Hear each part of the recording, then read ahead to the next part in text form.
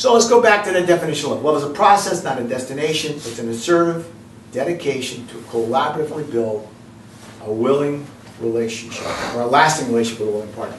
The reason I give you that is because there's not a time when that doesn't help you to figure out past relationships and see where they went wrong. And if you do that, you can sort of get that math together. But as a backdrop to that idea of love, I'm going to get you to the two sources of needs that fundamentally, if satisfied, will make you, and if not, will break you. So the relational needs I'm concerned with, and the two I want to work on for you in this little bit of a lecture is this. Number one, if I have anger at my partner, my first level of anger comes from my needs that you don't satisfy. My anger at my partner, that internal negative energy comes from my need that you don't satisfy. Well, when you look at a relationship that doesn't work, and I ask the guys, what is it that you have going on inside you that's not happy? And he'll say to me, well, I'm working 60 hours a week. And she's a stay-home mom. And when I go home, I expect the house to be clean. Why? Because my job is working 60 hours a week. Your job is stay home, take care of the house. And I go home and the house is a mess. And that pisses me off. Or I go home and no groceries been bought. And I made money, the money's there. Why can't you go do some grocery shopping? Well, I don't know. Or I need help with the finances. I'm tired of working and I work all the time. Why can't you find a job? Okay? Now understand, I never once said that any of these needs that have that internal energy are fair or logical. I'm just telling you that's where it comes from. And I get lots of guys that really believe that their needs aren't being met and they got all that negative energy coming on. But now we got to take one more. And that is another source of your energy is this.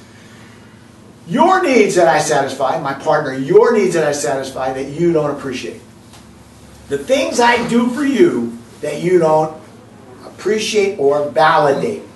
So you know what? I object that I go to work 60 hours a week and I come home and I've done it so regularly on such a long period of time, you don't even notice anymore. You don't even notice anymore that I pay the rent, I pay the utilities. You don't notice anymore that I'm the one taking the babies out for walks because you're a little tired. See? The things I do for you that you don't appreciate, that's a source of my anger. So you as a person, you have two sources of anger. One, my needs that you don't satisfy, and it could be sex. I think guys say all the time, well, I got one right now, and she doesn't give me sex the way I want. And that's good, that's out there too. But also understand the things I do for you, the things I do for you that you don't want to appreciate. But this whole story started where my partner has left me. My partner has left me, and the assumption is you want him back. Relational needs. The assumption is you want them back. Well, I have to go to her and I've got to ask her, what need do you have that he doesn't satisfy? See, now it gets real uncomfortable. Because she's going to say, you know, I'm tired of being bitched at. A need I have is to be told, what did I do right? Because in a whole day, in a whole week, I can't tell you 5 times that I'm told I've done anything right. A need I have. What do I do right? Clean the house, I did it right one time this week. Tell me I did it right. I get women that tell me, you know, I'll clean the house every day, but miss one, and all I hear is yada, yada, yada about the one time you missed. What do you do right? A need I have. She's talking to me. A need I have from you. Validate what I do right. Whatever that might be is. How about ask me what I want to do when it comes to a weekend? A need I have. Bring me someplace special. Bring us somewhere to do something. But when you start asking her what those needs are, you're going to find that's her anger. And it's coming out. And she ain't coming back unless those needs are satisfied.